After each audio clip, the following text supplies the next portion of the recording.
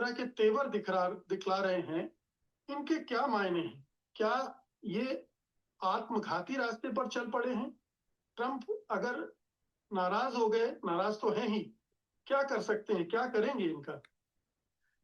मुकेश जी, कौशिक जी और शीतल जी, आप सबको मेरा सबको पहले तो ईद मुबारक। आज हमारी ईद है यहाँ पर। भी बहुत बहुत जी मुबारक। जी, थैंक यू वेरी बहुत मच। बहुत मुबारक आपको। जी हाँ, यहाँ की ईदें अलग होती हैं। मेरा एक बच्ची इधर है, एक बच्चा उधर है। So I am alone at home with my wife and mom. Anyway, देखने वालों को सबको ईद मुबारक। सर, पहले तो खुशखबरी ये है कि थोड़ा डी एस्केलेशन हो गया है पिछले चंद घंटों में। और मस्क को जो कॉन्ट्रैक्ट्स हैं बहुत सारे गवर्नमेंट के, उसको धमकी दी थी डोनाल्ड ट्रंप ने कि कैंसिल कर दूंगा मैं। और ऑलरेडी देखिए, टेस्ला अगर आप ख़रीदते हैं, टेस्ला 50-60 हज़ार डॉलर की आती है, तो तकरीबन 7 हज़ार से ज़्यादा गवर्नमेंट से रिबेट मिलता था। तो जो तो सडनली वो लोग जो मर्सिडीज या बी एम डब्ल्यू खरीदते थे, उनके लिए Tesla would become cheaper option because of the federal. और बाद स्टेट्स में फेडरल और स्टेट भी आपको बेनिफिट सब्सिडीज मिलते थे। तो वो काट देने वाले हैं Trump, which means that many people will not be able to afford Tesla, जिसके वजह से Tesla had become number one car in many ways. तो एक तो फाइनेंशियल काफ़ी नुकसान होने वाला है ट्रम्प का, मस्क का। लेकिन जो कॉन्ट्रैक्ट्स थ्रेटन कर रहे थे, उसके वजह से 152 बिलियन डॉलर से एसेट्स ट्रम्प मस्क के गिर गए हैं स्टॉक मार्केट पे, इतना नुकसान हुआ है। लेकिन मुझे लगता है कि व्हाट मस्क माइट डू, देखिए, जब आपके पास बहुत पैसे होते हैं और आपकी कंपनी के शेयर्स गिरते हैं, आप खुद अपने शेयर्स खरीद लेते हैं। So you increase your own holding in the company. तो हो सकता है कि मस्क के लिए this is a good opportunity to buy his own company के ग्रेटर होल्डिंग, ताकि उनको थ्रेटन ना करे उनकी सीईओ की जो पोजीशन है, which is always under challenge. But मतलब दिस इज़ ए वेरी, हमारे लिए एक बहुत ही इंटरेस्टिंग एक्सपेरिमेंट है, क्योंकि we are going through a period जहाँ पे डेमोक्रेसीज को ऑलिगार्क्स कंडेम मतलब बिल्कुल ही डेमोक्रेसी को डिस्ट्रॉय कर रहे हैं अंदर से अपने पैसों से लेके। इसमें अमेरिका का एक बहुत बड़ी गलती हो गई कि एक सिटीजन्स यूनाइटेड नाम का केस था, जिसके मुताबिक कॉरपोरेशंस को वही हुकूक दिए गए जो फंडामेंटल स्पीच राइट्स है जो इंडिविजुअल्स के। यानी corporations also have the first amendment जो अमेरिका का है, मतलब वो अपना मजहब भी बन सकते हैं, they can also have freedom of speech, जिसके वजह से वो बहुत अनलिमिटेड अमाउंट ऑफ पैसा खर्च कर सकते हैं। मिसाल के तौर पे कहते हैं कि इलॉन मस्क ने ट्रम्प को जिताने के लिए तकरीबन 240 मिलियन डॉलर खर्च किए।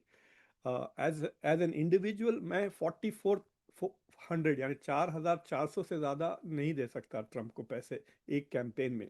लेकिन अगर मेरा कॉरपोरेशन है तो देर इज़ नो लिमिट। तो ये जो अमेरिका ने खुद एक बहुत बड़ा सेल्फ गोल कर दिया, जिसके वजह से billionaires have become very powerful. लेकिन बिलियनर्स वैसे भी दूसरे जगहों में भी बहुत पावरफुल हो गए हैं, वो पैक्स क्रिएट करते हैं। आपने देखा है हजार हजार करोड़ के मतलब हजारों करोड़, एक एक करोड़ के इलेक्टोरल बॉन्ड्स इंडिया में जो रिकॉर्ड दिए हैं। So what we are now seeing is that this is a test case of the richest man going against the richest, most powerful man in America and in the world. ये दोनों number one है दुनिया में। तो I think ये test है कि democracy जीतती है या पैसा जीतता है। अप्रूवल रेटिंग्स में ट्रम्प की जो अप्रूवल रेटिंग्स है इन द रिपब्लिकन पार्टी अभी 72% के ऊपर है। लेकिन सेकंड प्लेस पे इलॉन मस्क है at 63% approval rating in the Republican party की बात करो। नेशनली तो ट्रम्प 50% के नीचे आ गए हैं, 48 के करीब हैं। But with in the Republican party Trump has more support. और ट्रम्प मतलब बहुत ही आप कह सकते हैं बेशर्मी से वो पावर को अब्यूज कर रहे हैं अपने। प्रेसिडेंशियल पावर, हार्वर्ड के खिलाफ जिस तरह वो जा रहे हैं, स्टूडेंट्स के खिलाफ, और मस्क के खिलाफ भी। मतलब अब कैसा, how can you simply cancel a contract जो आपको नासा ने दिया है, वो president, because these are independent entities हैं ये। मेरे ख्याल से अगर मस्क कोर्ट्स को जाएंगे तो वो सारे केस वो जीत जाएंगे ट्रम्प के खिलाफ, because what Trump is doing is abusing power. उनके पास वो पावर नहीं है, लेकिन क्योंकि वो बात कह देते हैं, इस वजह से स्टॉक मार्केट पे असर हो रहा है। लेकिन अल्टीमेटली दो चीजें हुई है। एक ये कि कुछ इंटरनल डिसएग्रीमेंट पहले हो गया जिसके वजह से मस्क को बाहर निकाल दिया गया, और वो इसलिए है कि जो रिपब्लिकन पार्टी है उसमें अभी दरार पड़ गई है, जहां मागा वर्सेस जो रिपब्लिकन्स है। एक मिसाल मैं देता हूं, H1B को ले लें आप। तो इस बार 126,000 अप्रूव हुए हैं H1B। तो उसमें स्टीव बैनन और जो मैगा के लोग हैं वो कह रहे हैं यहाँ पे मास फायरिंग हो रही है, ले ऑफ्स हो रहे हैं, आप बाहर से लोगों को लेकर आ रहे हैं। तो इसलिए कई चीज़ों में, जैसा कि मिसाल के तौर पे यूक्रेन के खिलाफ मैगा बहुत स्ट्रिक्टली खिलाफ है, मैगा इसराइल के खिलाफ भी हो गया है। तो मागा को खुश करने के लिए ट्रंप ने तकरीबन 150 प्रो इजरायली एनालिस्ट को निकाल दिया है नेशनल सिक्योरिटी काउंसिल से, including some very famous people. और माइकल वॉल्स जो नेतन्याहू से बात कर रहे थे उनको भी भगा दिया है, अभी कंफर्मेशन नहीं हुआ उनका यूएन में। तो ये जो जी, इंटरनल था वो मागा क्राउड वाज अगेंस्ट मस्क, क्योंकि जो मस्क बिल्कुल। कर रहे थे was he was destroying the government की जो इंस्टीट्यूशंस है। मिसाल के तौर पे नवंबर दिसंबर में कई लोगों ने अपनी जॉब छोड़ के टेक्सास में, अमेरिका में सबसे बड़ा प्रॉब्लम ये है, लाइक अगर मैं जॉब छोड़ूं, मेरे लिए घर बेचकर फिर दूसरी जगह जाके दूसरा घर खरीदना इज लाइक अ ह्यूज पे। और अगर अमेरिका में आप घर ना खरीदें तो आपका बहुत नुकसान होता है व्हेन यू रेंट। मिसाल के तौर पे अगर आप $2,000 का अपार्टमेंट रेंट करते हैं तो आप $24,000 सालाना आप उस पर खर्च कर रहे हैं। लेकिन अगर आप मॉडगेज करते हैं 24,000 का तो वो टैक्स एग्जेम्प्ट हो जाता है, तो आपकी तनख्वाह 24,000 से कम हो जाती है for taxable purposes, so it's very advantages. तो बिल्कुल। लोग अपना घर बेच के डीसी आए और फिर उनको मस्क ने नौकरी से निकाल दिया, तो वो बेघर और बेजॉब हो गए। And these are Republicans also, not just Democrats. तो बिल्कुल। इंटरनली मस्क के खिलाफ काफी गुस्सा आ चुका था with in the party.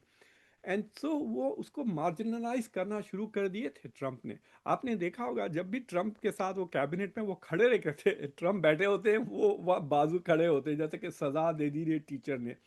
But I think what is interesting is कि इससे रिपब्लिकन्स का बहुत नुकसान होगा, क्योंकि पूरे पैसे इसने रोक लिए। मस्क अब किसी को नहीं पैसा दे रहा है रिपब्लिकन पार्टी में। तो जो मिड टर्म इलेक्शंस के वक्त मुझे लगता है वहां से पहले I think Trump will try to make Musk happy, because उनके पैसे चाहिए to win the mid term elections.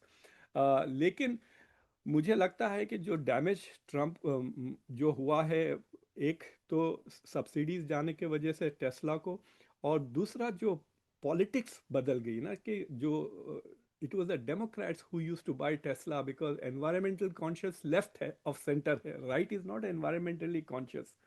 तो टेस्ला का जो ब्रांड है मुझे लगता है कि it might have been irreparably damaged, कि शायद वो रिकवर ना हो।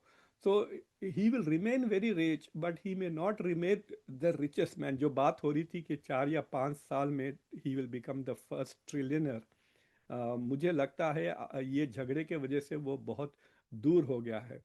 हो सकता है कि बिल्कुल। Musk might go back to the Democratic party. वो डॉक्टर मुक्तदर, क्या आपको भी लग रहा है कि इलोन मस्क ने वो सब हासिल कर लिया जो एक बड़ी पॉलिटिकल पार्टी खड़ा करने के लिए जरूरत है?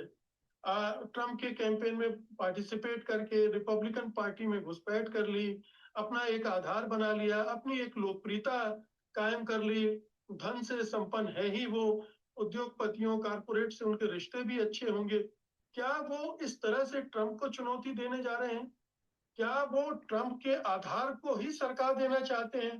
ट्रम्प मिड टर्म इलेक्शन तक ही इतने अनपॉपुलर हो जाएं कि उनके लिए सरकार चलाना ही मुश्किल हो जाए?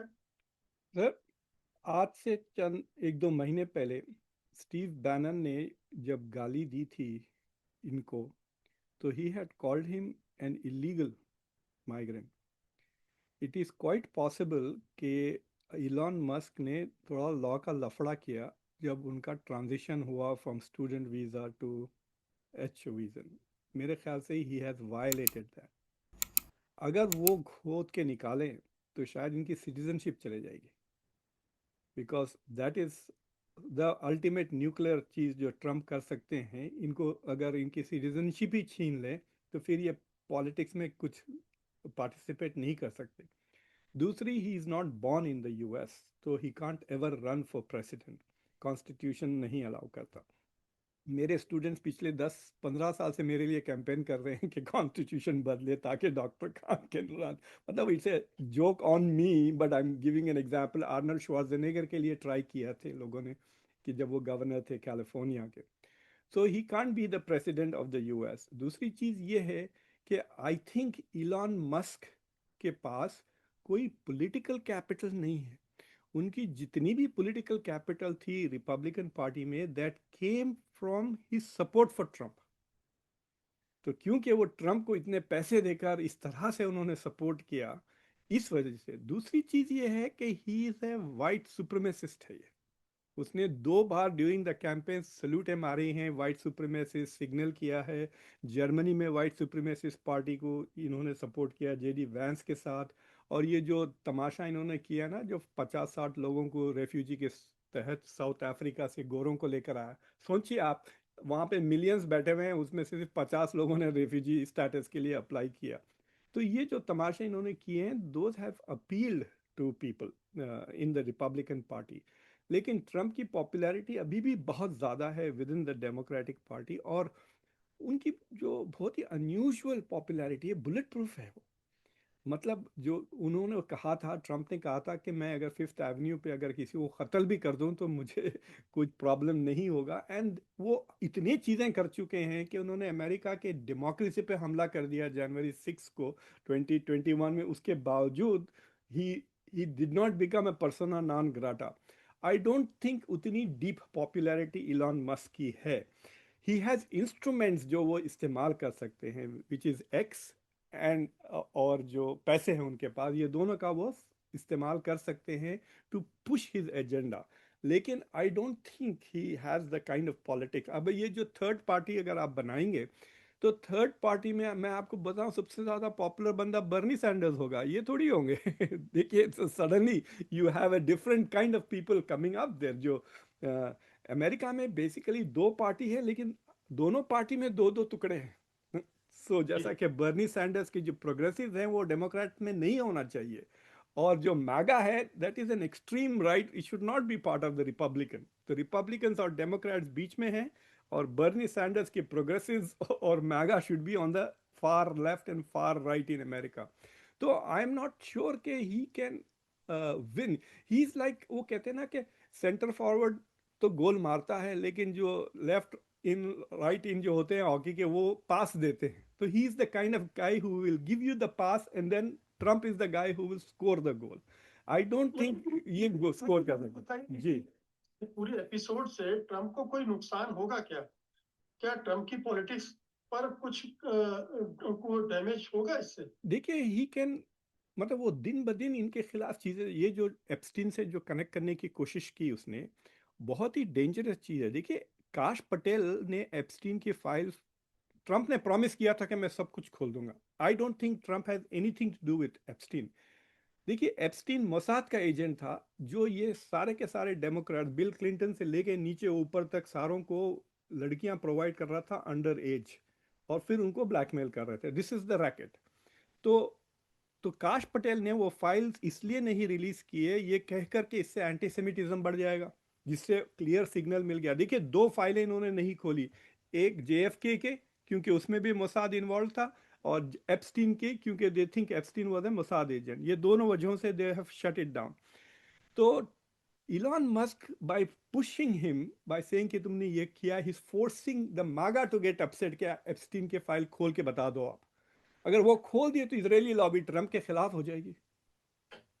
ठीक है, तो he is trying to create it.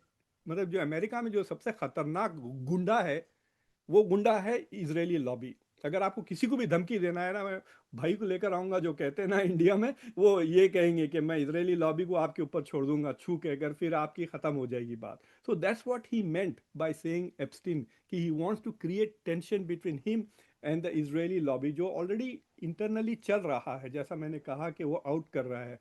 तो Trump can become a source of irritation. अब वो अपने, अगर वो 25-30 स्मार्ट बंदों को हायर करके गोस थ्रू द बिल, वो बिल बहुत ही एंटाई, मतलब जो ट्रम्प ने प्रॉमिस किए थे इलेक्शंस में, उसके बहुत खिलाफ है वो। वो bill is extremely wrong bill, इसमें कोई शक की बात ही नहीं। उसने जो कहा इट्स ए डिस्गस्टिंग एबॉमिनेशन वो बिल्कुल डिस्गस्टिंग एबॉमिनेशन है। गरीबों का हेल्थ केयर करके अमीरों को पैसे दे रहे हैं वो टैक्स कट की, दिस इज। उसके बाद $2 ट्रिलियन से ज़्यादा और डेफिसिट बढ़ जाएगा इन 10, यानी हर साल तकरीबन 250 बिलियन 300 बिलियन की डेफिसिट वो बढ़ा रहा है। That is not just that, it is an increment, उतना ज़्यादा कर रहा है। So he's going to open all of those. So he can become, क्या कह सकते हैं, non-stop irritation for Trump in governance वो बन सकता है। और अगर वो पैसे स्विच कर दे, that makes a lot of difference। देखिए अमेरिका में अब मैं तो लफ्ज़ इलेक्शन इस्तेमाल ही नहीं करता हूँ, मैं कहता हूँ कि ऑक्शन है ये, हर सीट का ऑक्शन है। अगर आपके पास 25-30 मिलियन डॉलर नहीं है तो आप कांग्रेस की सीट भी लड़ना मुश्किल है। So money plays a big role. और ये जो बिलियनर्स हैं दे कैन स्विंग इट, वो अकेला आपको हरा दे सकता है, क्योंकि वो 15-20 मिलियन अगर दे दे एक कैंडिडेट को, so he can go after some critical Republican seats to hurt Trump. क्योंकि ट्रम्प तो अब he can't run for office. तो अब लोग कह रहे हैं कि one of his sons might run in 2028, तो उसके खिलाफ वो चला जाएगा। So he can become a source, कैसे हैं ना, अगर आप दुश्मनी ले ली तो he can do that. So the other thing is के ही इज जेन्युइनली बहुत ज़बरदस्त। मैंने एक दो शोज़ किए हैं उसकी आर्टिफिशियल इंटेलिजेंस के बारे में, जो उसकी सोच है। So he is not just a good tech person, उसका टेक्नोलॉजी का विजन, जैसा शीतल साहब कह रहे थे, is a visionary, there is no doubt. He should get out of politics. ये जो पॉलिटिक्स में जो इलॉन मस्क आया है, वो इसलिए आया है कि उसका एक बच्चा इज ट्रांस, मतलब वो लड़का था वो लड़की हो गया है। और जो कैलिफोर्निया के जो लॉज हैं दैट टेल यू कि अगर सोचिए आप, आपकी 8 साल का बेटा टीचर को जाके कहता है मैं लड़का नहीं रहना चाहता, मैं लड़की बनना चाहता हूँ, तो वो टीचर्स उसको दवा देना शुरू कर देंगे विदाउट टेलिंग द पेरेंट्स। तो California law allows the the teachers to become more important than the parents। तो इलॉन मस्क को पता ही नहीं चला कि उसका बेटा ट्रांस हो रहा है, तो वो इसलिए चिढ़कर पॉलिटिक्स में आया because he wanted to go after this particular agenda. और वहां पे ट्रम्प की इनकी कल्चरल एजेंडा मिल गई। Otherwise Elon Musk was always मतलब progressive left on everything else.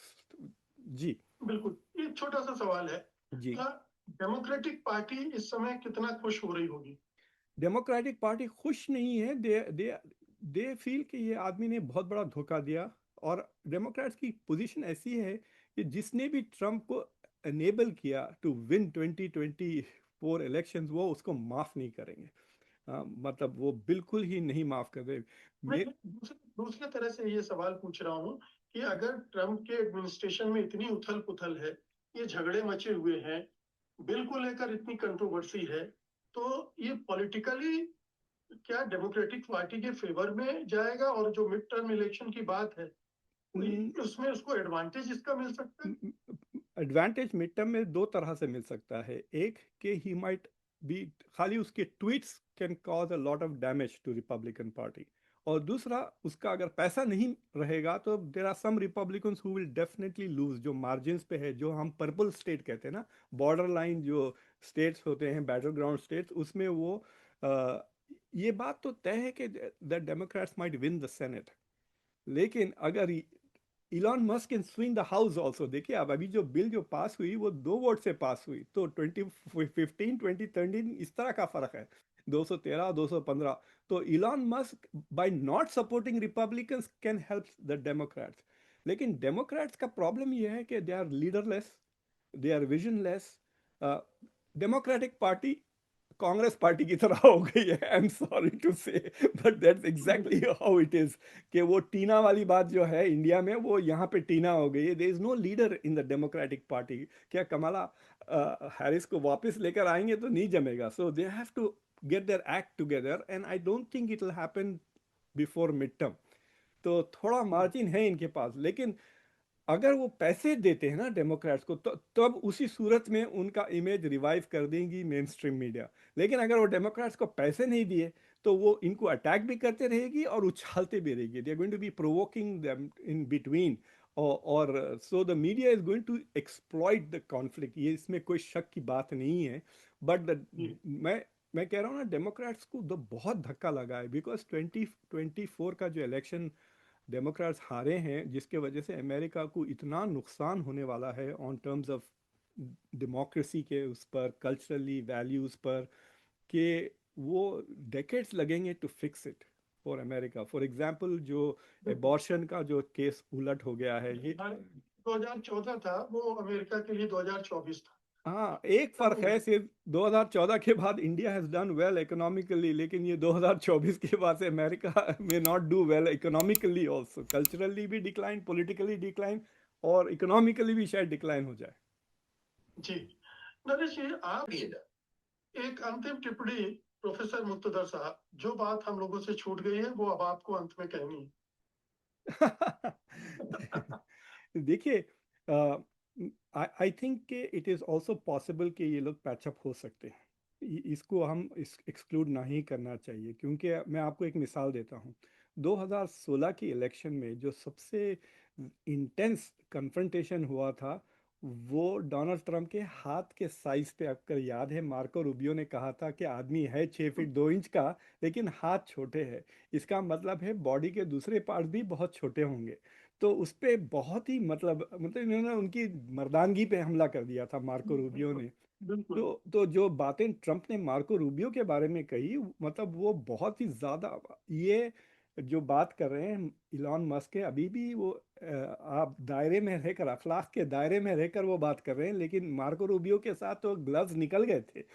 और आप देखिए, आप मार्को रूबियो इनके सबसे मतलब लॉयल डिवोटी बन गए हैं, दो दो जॉब्स हैं इनके पास, हेनरी किसिंजर के बाद Marco Rubio has been state secretary of state and, तो let us not exclude the possibility. ये इसलिए कहते हैं ना कि politics generates strange bedfellows तो वो ये मिसाल है, क्योंकि इट इज़ क्वाइट पॉसिबल कि जो नया डेमोक्रेटिक लीडर है कैलिफोर्निया के, न्यूसम फॉर एग्जांपल, उन्होंने जो लॉस पास किए हैं, ट्रम्प जो सब्सिडी निकाल रहे हैं ना इलेक्ट्रिक व्हीकल्स की, वो वो कैलिफोर्निया देने के लिए तैयार हो गया है।